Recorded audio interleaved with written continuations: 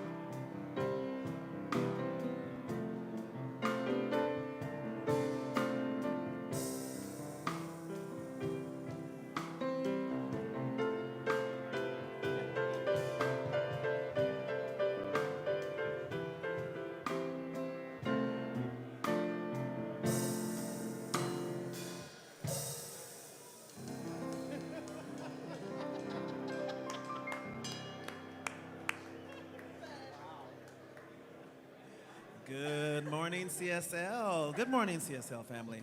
Let's all stand up and do our opening song, which is Spirit is in this place. Let's make a joyful noise. Good morning, everybody. Good morning.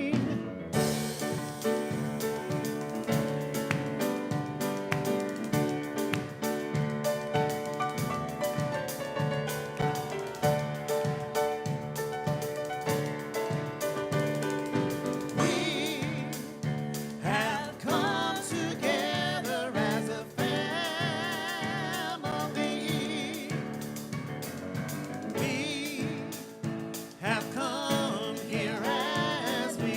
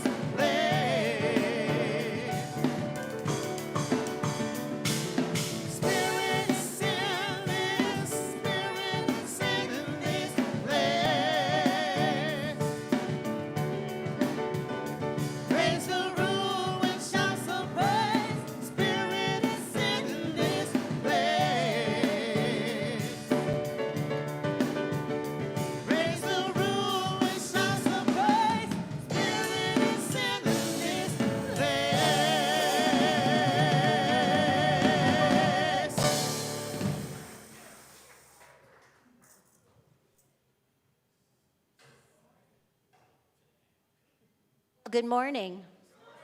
You beautiful people, you. For those of you who don't know me, my name is Fran Winslow. I'm a licensed practitioner here. I'm also your ministerial student, and if that wasn't enough, I'm also the Big Kahuna's assistant and anybody else's assistant who needs something. So we're so happy that you're joining us here in the sanctuary or online. And if you're a first-time guest, please make sure you stop by guest services because we have a gift of some mala beads for you today. So, at CSL, we have an intention statement that says who we are and what we are about. Please join me in standing and we'll say it together. Afterwards, please greet your neighbor with a hug, a handshake, a namaste. So, CSL, who are we? We are a loving and diverse spiritual community dedicated to personal growth, healing, and service.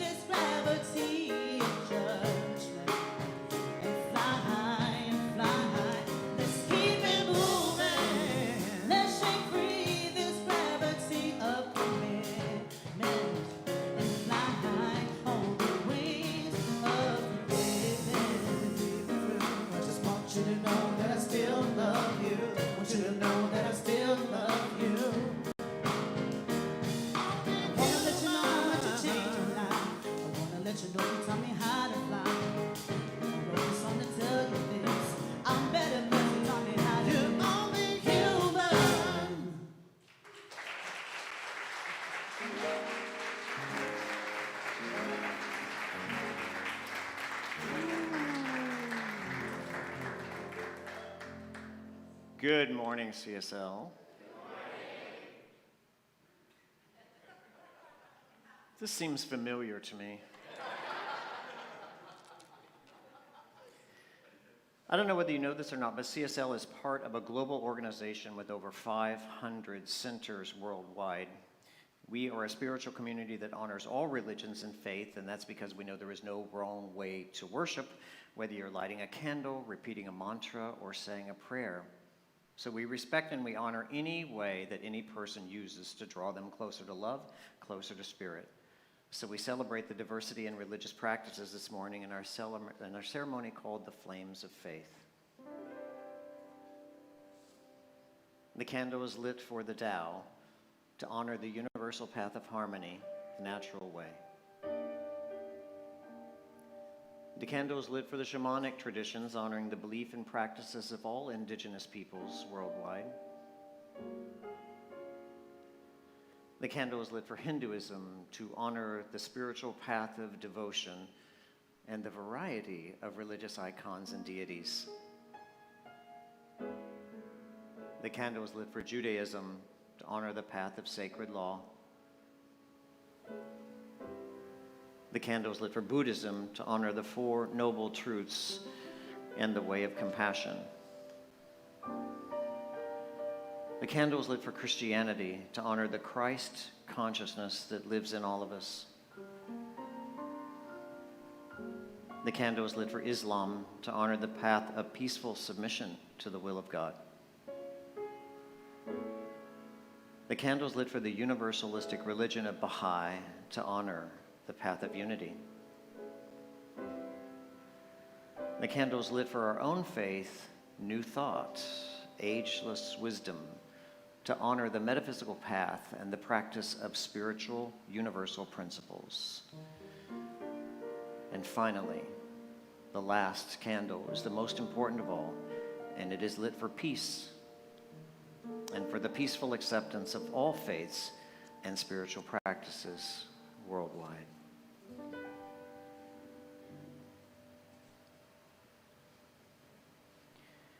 You know, I say we have 500 centers worldwide, but did you know that I'm a pioneer?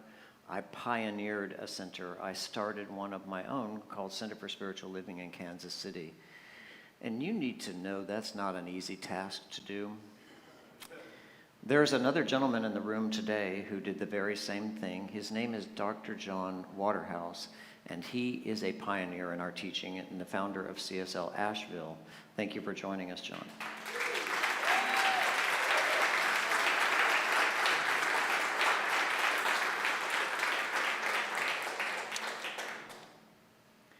At Center for Spiritual Living, when I came here 7 or 8 years ago, Jerry, can you fix my mic? I sound like I'm in a can. Do I sound better now? How do I look? Thank you.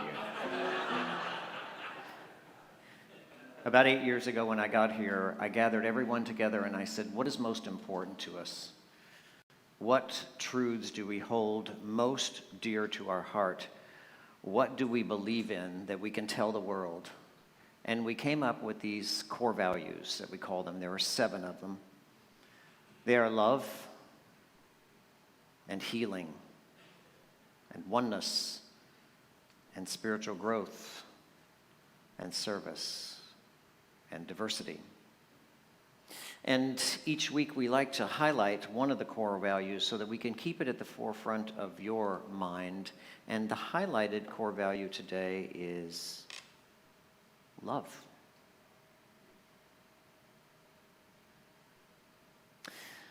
What I did for love.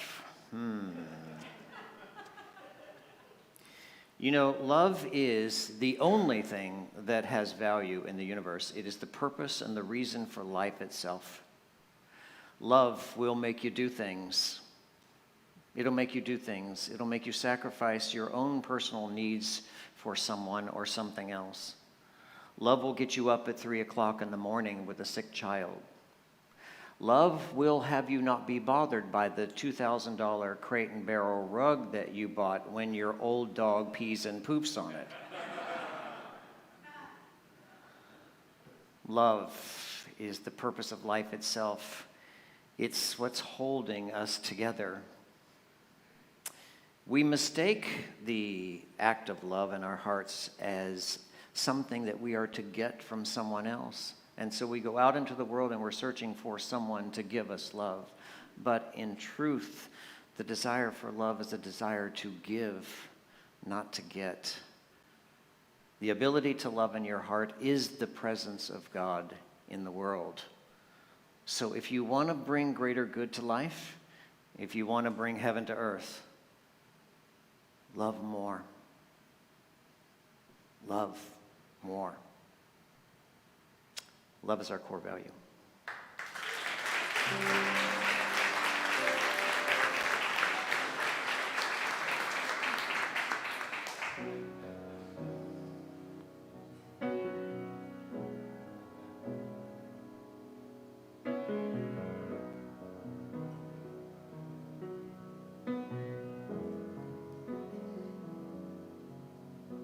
And I forgive you. I forgive you. Everything that I've been holding on to, I let go.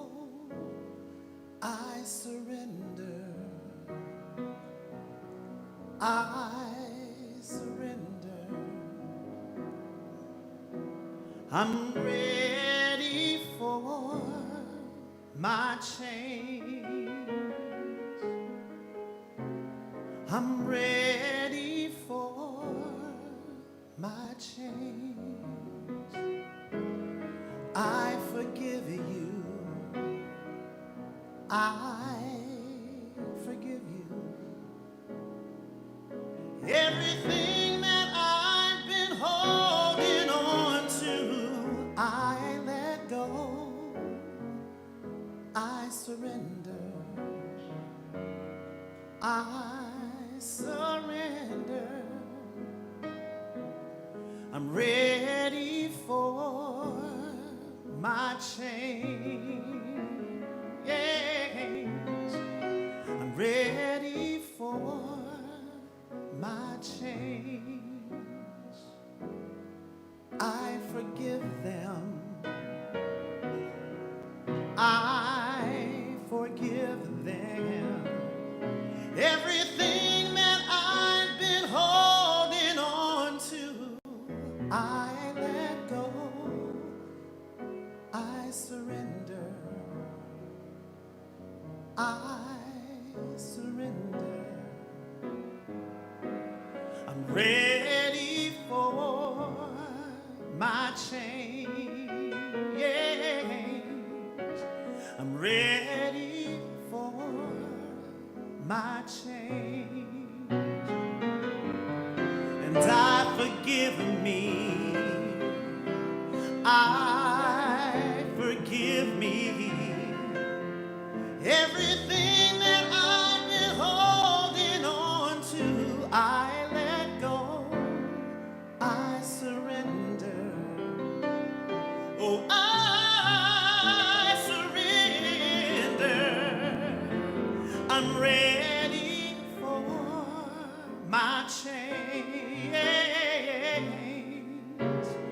I'm ready for my change. Oh, yes, I am. I'm ready for my change.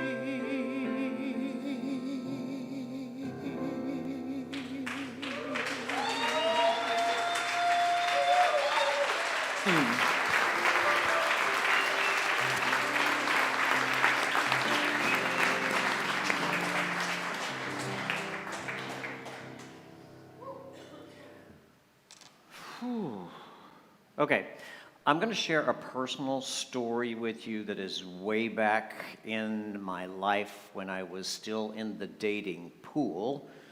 So all of you single ladies and single men, listen up to see if you can relate to this. When I was just about 30 years old, and at the time, having been in the dating pool for about 10 years, by the way, people are peeing in that pool before you get there. And I was tired of being in the dating pool, and I was feeling old at 30. You know how 30 feels old? Anyway, I met this guy, and I was crazy about this guy, a gorgeous man named Cecil, and we had a wild affair. Cecil was funny, he was charming, he was witty, he was tall, dark, and handsome, and incredibly sexy. Oh my God, when we were together, sparks would fly. I'm telling you, it was like a Mexican soap opera. We would fight like cats and dogs and then make love like bunnies. It was crazy love, crazy passion. So after years of settling for Mr. Wrong, I'd finally met Mr. Right. But then after we'd been together for about a year, fate intervened and his job transferred him to Detroit. And I was in ministerial school in Atlanta where we met, so I couldn't leave. So we tried the long distance thing for a while, but it just wasn't sustainable for us. And shortly thereafter, I moved to Kansas City and I started my ministry, and I lost touch with Cecil over the years. About 5 years later, I was asked to do a speaking engagement at CSL Atlanta, and so I went, and guess who was in town? Cecil.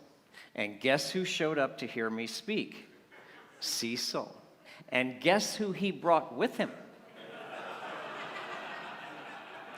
His new lover, Lars, a gorgeous German model who recently graced the front page of GQ magazine. Well, we didn't get a chance to chat very much because there were so many people waiting to say goodbye to me after the talk, but he came up and whispered in my ear. He said, "Hey, we're having a party tonight. Here's the address. I would love to see you. Love for you to come by." And so I went to the party, and it was there that I got to hear more about his new lover, Lars. Cecil went on and on about their new life and how it included an apartment in Paris and another in Milan, where Lars does most of his modeling work, and frequent trips to Switzerland for ski weekends. You can just imagine the joy in my face as he and Lars, with his perfectly chiseled German GQ body, snuggled up to each other, telling me about their fabulous life. And so I gritted my teeth and I said, "I'm so happy for you. Really, I am. No, really, I'm very happy for you that you're in Paris now. I'm in Kansas, did I tell you?"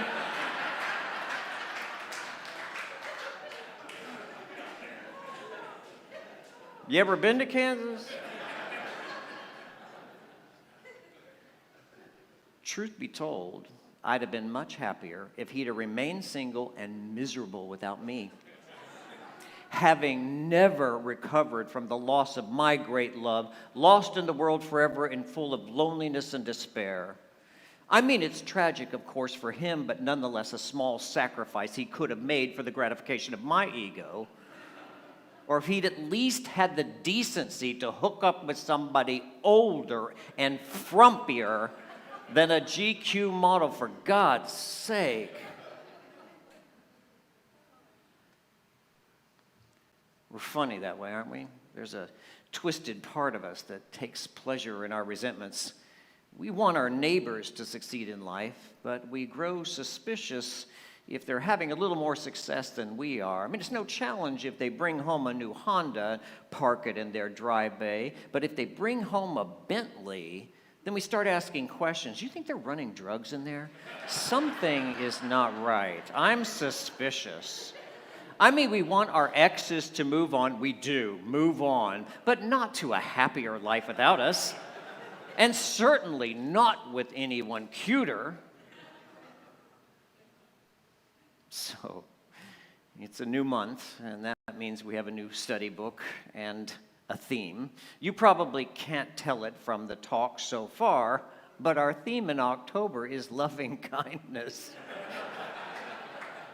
And our book is called The Deal, A Guide to Radical and Complete Forgiveness. And I have to tell you, I am absolutely loving this book because it gives one of those money-back guarantees that if you actually practice the principles that are in the book, you will lead to a freer and happier life. In it, the author writes this about what I was talking about earlier. He said, it can also feel good not to forgive. There can be something delicious in holding a grievance. We call this the thrill of righteousness. Oh my God, do I want to be right? I totally understand the thrill of righteousness.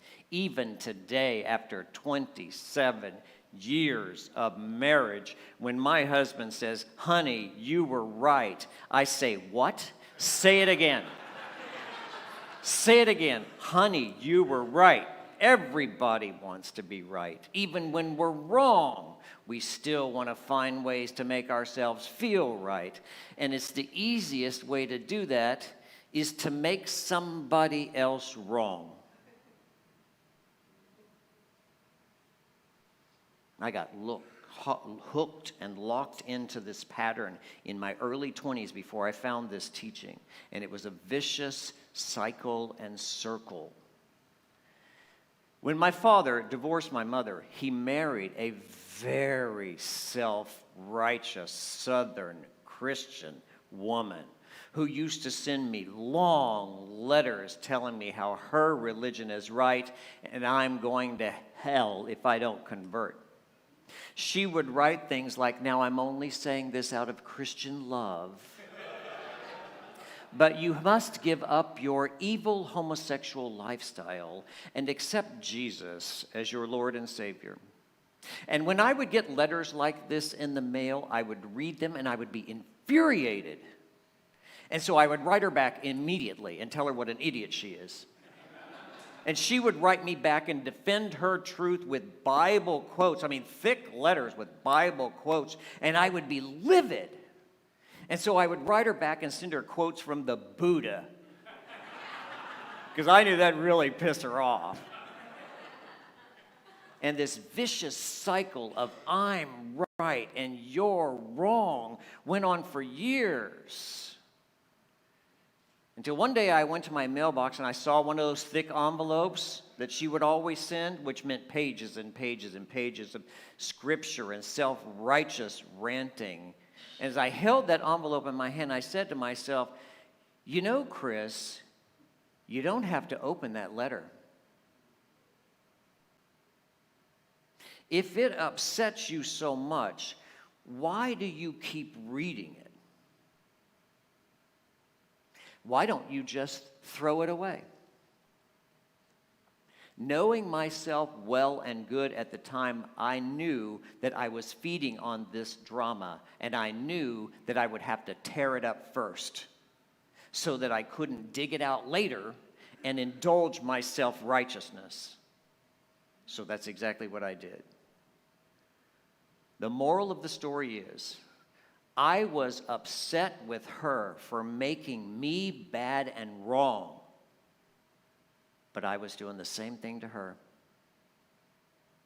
Returning one self-righteous act for another, both of us stuck in the nightmare of judgment like one of those Chinese finger puzzles, and the more you fight, the stronger the hold against you. You get trapped inside your own anger.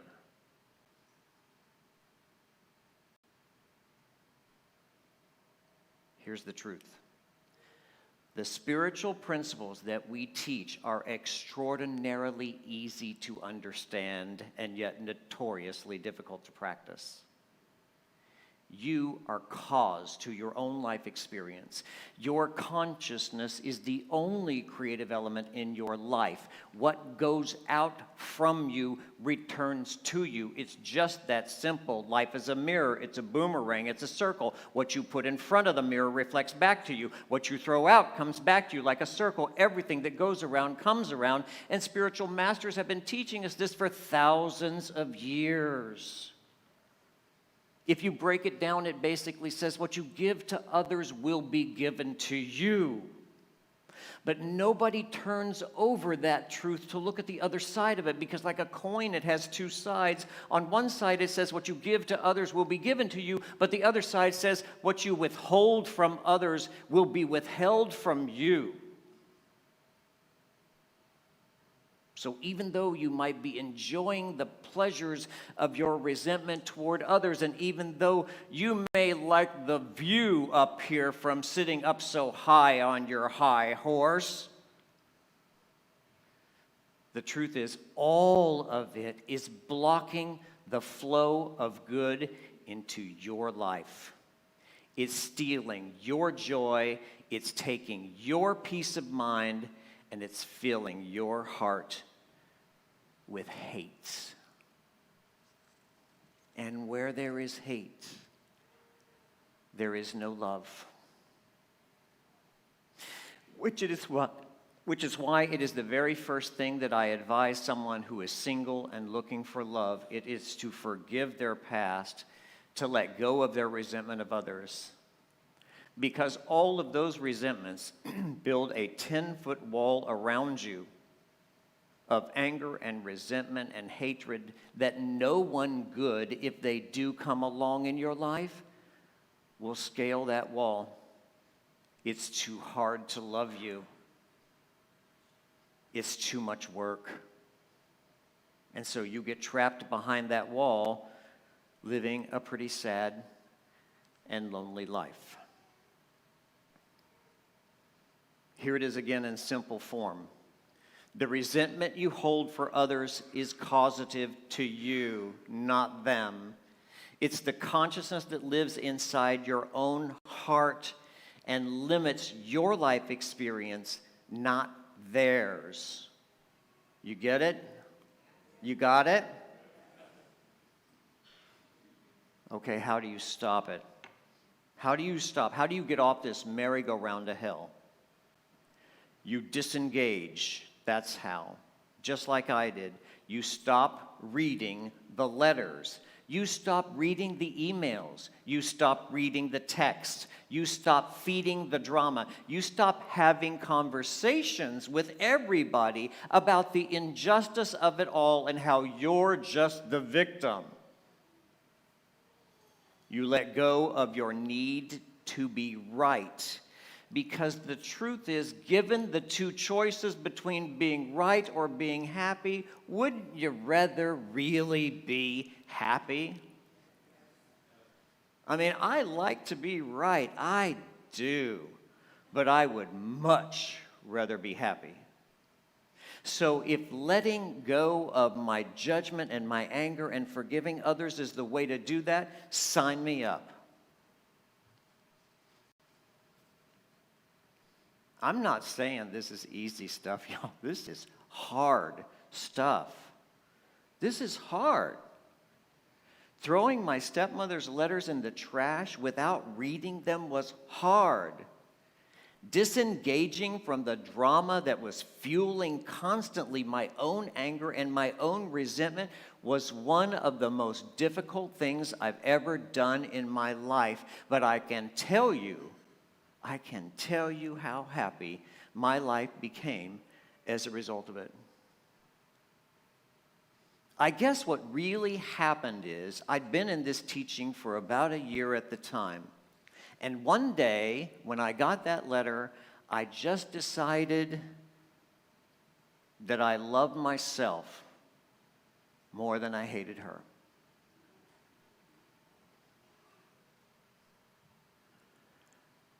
Now, here's the side note to the story. I probably shouldn't tell you this. You want to hear it? All right, I'll tell you. My stepmother passed away about 10 years ago, I guess, after a long 40-year marriage to my father. And I went to the funeral to support him because he was crazy about her. I mean, they were crazy in love with each other. They were very, very deeply in love, which is why I put up with all that nonsense all those years. And I have to be honest with you, When I saw her there, because I went up and I passed by the coffin, and when I saw her there dead in the coffin, I heard a loving, forgiving little voice in the back of my head start singing, "Ding dong, the witch is dead, the wicked witch is dead."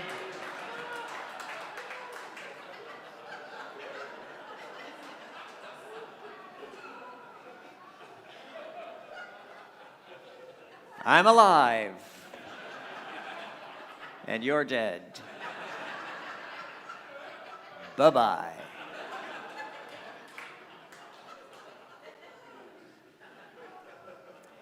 As you can see, I am still a work in progress.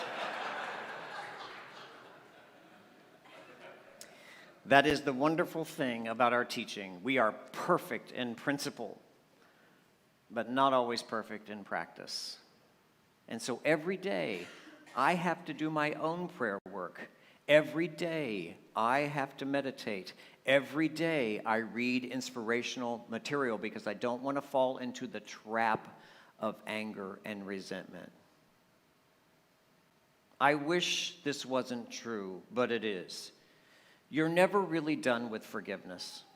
There's always more work to do. It's an ongoing process of letting go all the time.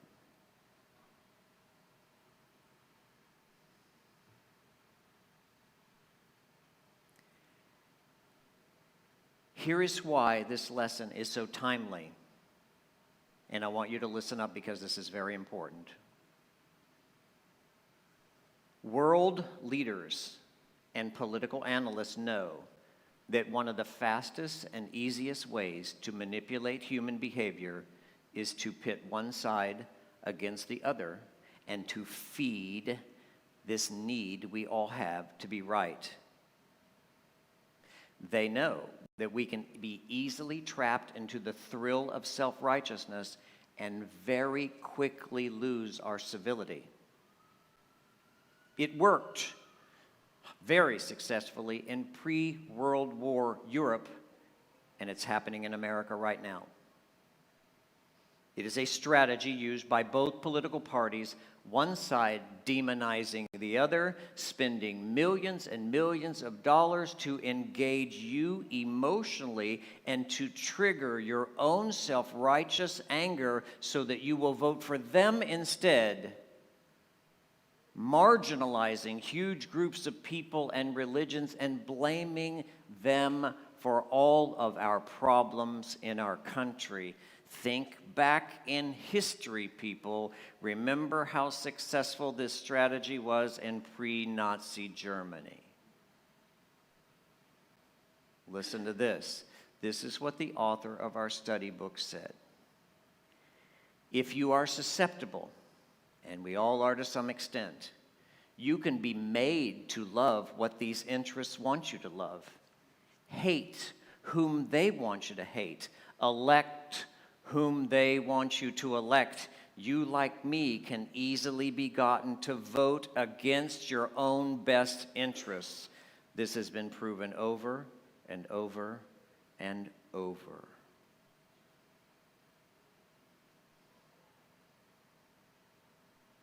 It is so sinister, isn't it? It reeks of conspiracy theories and Big Brother trying to keep us all down. Now, I don't know if there's some master plan to keep us all distracted while Dr. Evil takes over the world, but I do know this. You must remain diligent, my friends, and not be trapped in this distraction away from the really important issues facing our nation and this world. Stay awake and don't be pulled into the blame game. And the next time you go into a voting booth, vote your conscience, vote your values, and vote for a leader who reflects those values.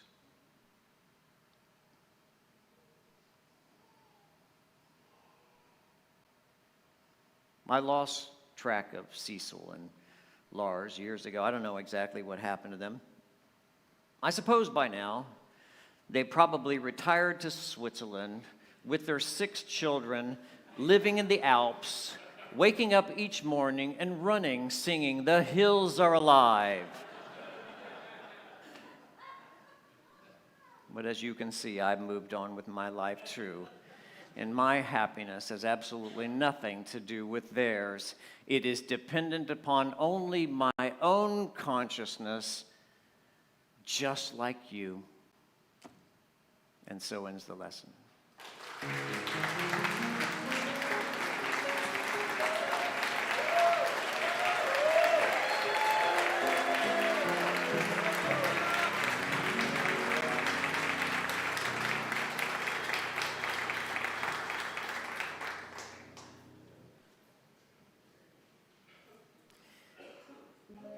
What do I do now?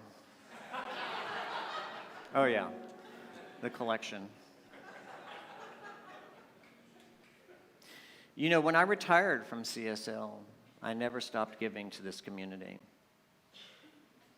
I know leaders are important, and I think it's great that you love whoever the spiritual leader is, but I think it's more important that you love each other. I do. And I think it's more important that CSL as a community thrives and continues to thrive, regardless of what the personality is of the person on this stage. You're way more important than just the mouthpiece of our teaching. And I want to thank all of you who continued to give and who will continue to give to support CSL. You're not giving money to me, or you didn't give money to Reverend Skip or Reverend Dr. Arlene Bump. You are giving to support this community and the teachings that it offers and the space of a chair that will wait for someone who desperately needs this teaching, like I did. So thank you in advance for your support. Y'all know what to do.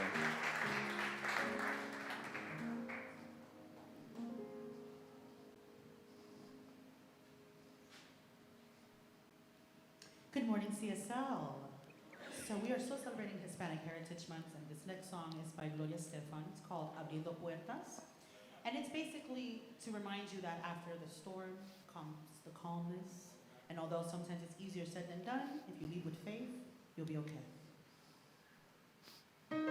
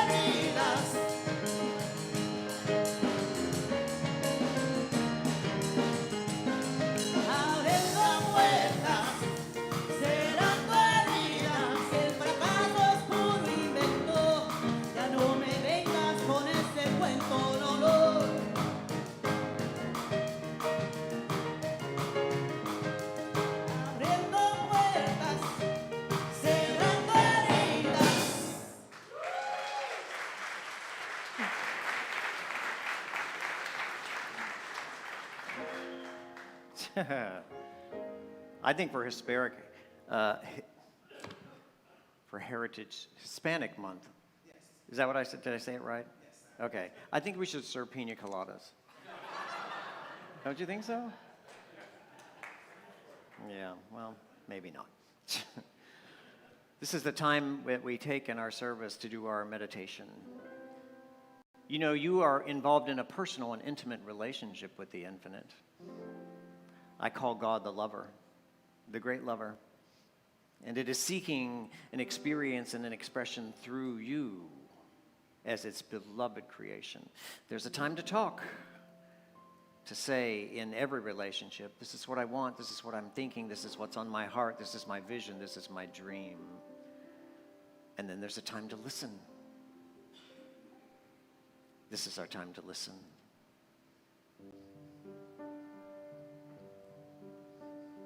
Every day, every day, every day, every day.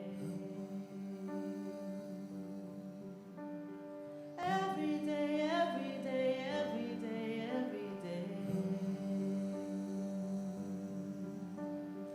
Every day, every day, every day, every day. God is all around me.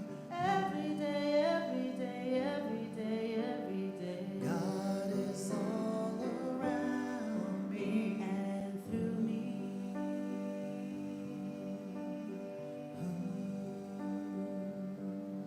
As me.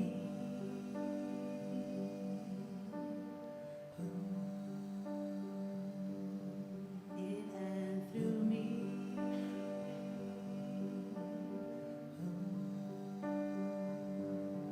As me. God is all around me.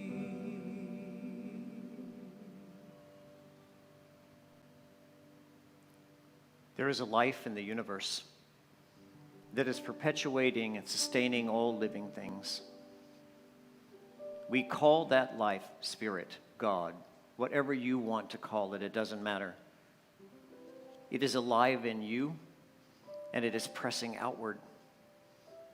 It is the dream in your heart. It's the best idea in your mind. It's your greatest desire for love.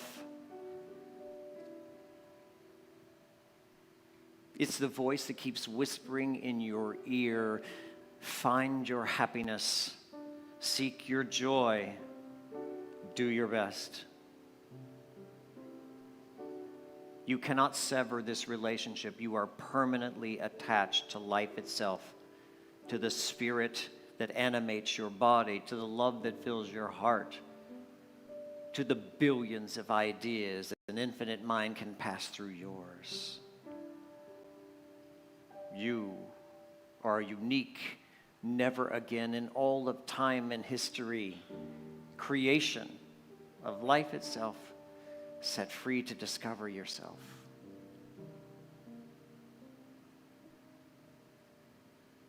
No matter what your journey has brought you thus far, whatever hardship you've endured, whatever challenges you've faced, whatever great chaos has been around you, nothing has harmed your spirit permanently.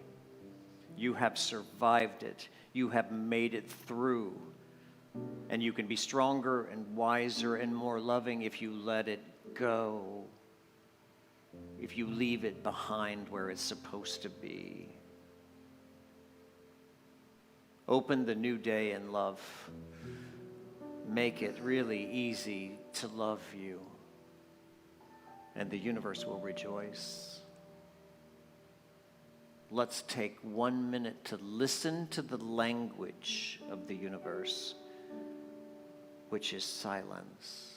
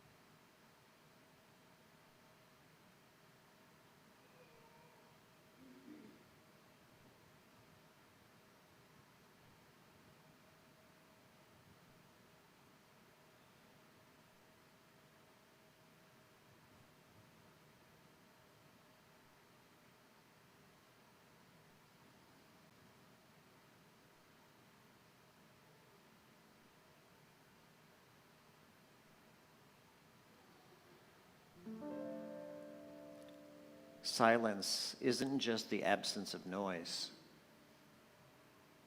It is the presence of peace. It is the presence of a power that is unobstructed.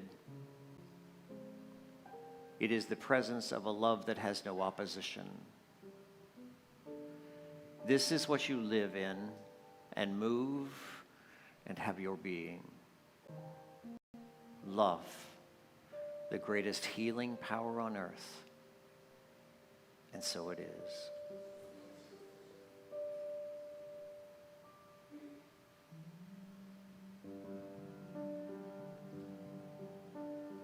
Every day, every day, every day, every day. Every day, every day, every day, every day. Every day, every day, every day, every day. God is all around me. Every day, every day, every day, every day. God is all around, and I'm thankful.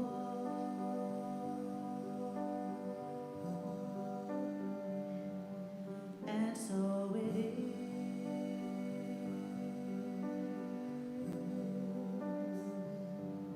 And I'm thankful.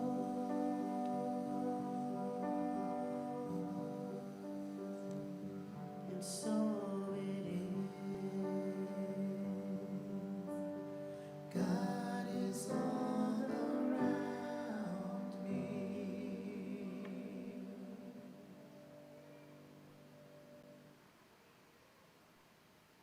Welcome back into the room.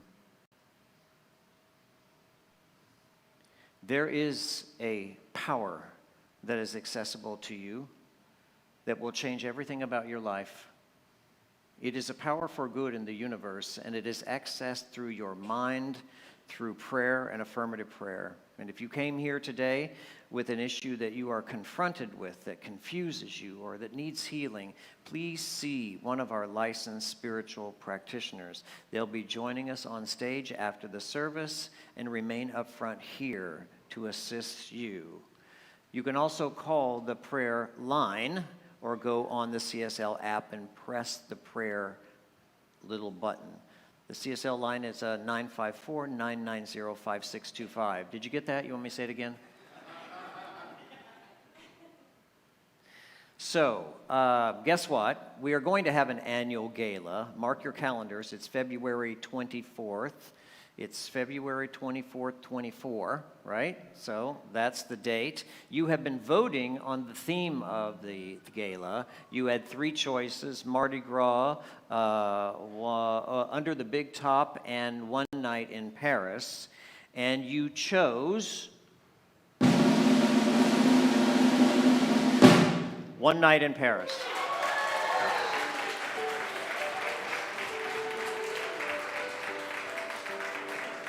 So get your outfits together. Get your outfits together. If you have a raspberry beret, it would be a perfect time to. We are a teaching, not a preaching, and that means that we have courses and classes of spiritual education because we are intending to change your life for the better. That's where spiritual growth happens. We have 2 accredited classes that are starting soon, From Whence We Came and Mental Equivalence. And Jerry, you got a video. Hi, I'm Judith Phelps. Hi, and I'm Pat Hanley-Johnson. We are 2 of the licensed practitioners here at the Center for Spiritual Living in Fort Lauderdale. And we are going to co-facilitate the class called From Whence We Came. This is a beautiful class that delves into the history of New Thought. We'll take a look at the influencers who lived at the time of Ernest Holmes, as well as the ancient philosophers, all of whom contributed to the thinking that led to the writing of Ernest Holmes' famous textbook, The Science of Mind. You know, I loved this class when I first took it, and I've also facilitated it before, so we're sure that you're going to enjoy it as well. It starts this Wednesday, October 4th, 6:30 to 8:30, and it will go for 8 weeks, and the cost is $220. See you there. Aw, wasn't that cute?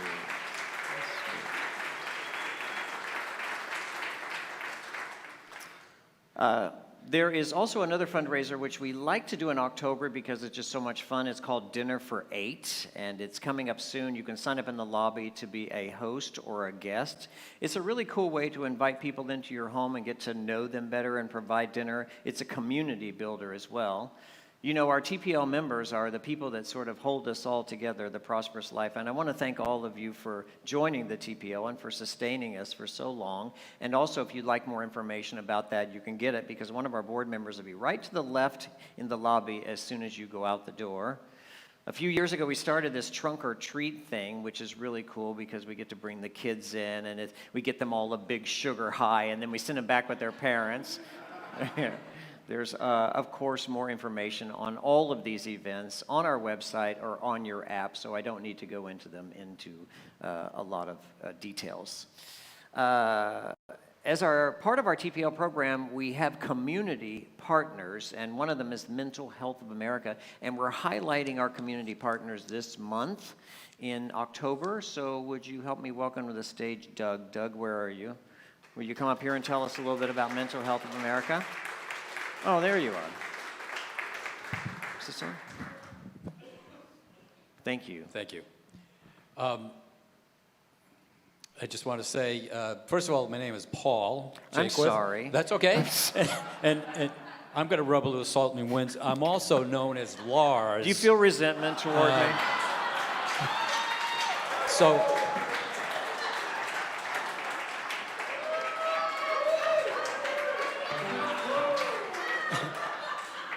guys in the band are right behind me. I like that. My first week back. Give me a break. We'll remember that. All seriousness aside, my name is Paul Jaquith. I'm the CEO of Mental Health America, Florida Initiative for Suicide Prevention. We are one of your sponsees from CSL, and we appreciate your support. And I love coming here to do this once a year, and I know I only have a minute or so. I'm gonna leave you with a couple of things and then a quick short story. Number one is that we do something called a LOSS team, which is local outreach to suicide survivors. Those are the people left behind in the aftermath of a death by suicide. We have suicide survivor support groups, no charge. People will come online and sign in and get support wherever they need. Two things to remember. People die by suicide when they lose hope. That's the main driving force. Number two, you will never be the person that introduces the idea of death by suicide to someone who's suffering. They thought about it. We have something called the internet. There's all kinds of information out about it. It's okay to ask someone, are you okay? Are you thinking about hurting yourself? You have not introduced the idea to them. I promise you, you have not done that. I'm going to tell you one story, and it has to do with our LOSS team. I'm a licensed clinical social worker, many years of experience in clinical work. And one day, the director of the LOSS team came to me and said, we want to do this new program, and I hope you'll sign off on it. And I said, well, what is it? And I don't know if you're familiar with these Rec-It rooms. Do you know what a Rec-It room is? You know, you can go into a room and smash stuff, you know, computer screens, TVs, cars, whatever's in the room. So he said, we want to bring our survivors to this room. And I said, okay, it doesn't sound particularly therapeutic to me, but let's give it a shot. So they went, and I'm telling you, they dress you in helmets and face masks and flak jackets and all kinds of stuff, and then they give you a sledgehammer. And they give you 10 minutes to go smash all the stuff you want to smash. And our survivors went in, and they were smashing stuff, and they would have a group afterwards, and one woman said, my husband died by suicide 8 years ago. And the only thing I did when I went in that room is I found the empty beer bottles, and I smashed beer bottles. And she said, it's the first time in 8 years I felt anything. Not good, not bad, anything. Her husband used to drink, and they just coincidentally had the brand of beer that he would drink. And she took her 8 or 10 minutes and did nothing but smash beer bottles. And it was the first time she felt anything. That was the beginning of her recovery. So there are opportunities out there for us to help people take advantage of it. I have a table out in front. Please come by, visit, get information from us. Happy to share it with you all. I appreciate the support of CSL and this community. We couldn't do this without people like you helping support us. Thank you.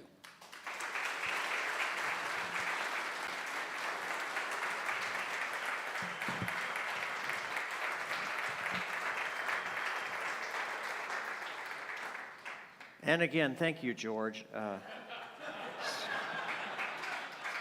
am so sorry. I'm so sorry. I suspect you'll forgive me. I love taking people to sacred places in the world, and I have a tour of people scheduled to go to Thailand and Cambodia, January 21st through the 31st. And this is based upon the whole concept of have fun, learn something, and give back. If you want more information and if you'd like to come with me to Thailand and Cambodia, see me in the lobby afterwards. We close our service with an affirmation. You do not have an affirmation card in front of you, but he's about to bring it up on screen, and I would ask that you say it with me, please. Our affirmation of the day says, I am free from resentment. My heart is open to love. Let's know this. There is a power for good in the universe greater than anything you could possibly imagine. There is a love so unconditional that it can forgive all things. This power and this love live inside your mind and your heart. They praise you every day. You are created in the image and likeness of perfection and wholeness. Let's choose today to let go of anything and everything that bothered us when we came in this door. Let's let go of our resentment. Let's let go of anything that doesn't relate to the pure joy and love that God is. And in so doing, let's know that we are healed and that we are well, and all is well again. And so it is. Thank you for joining us today. I'll see you next Sunday at CSL Fort Lauderdale. Please help us join us in singing our last song. Yeah, I'm done now.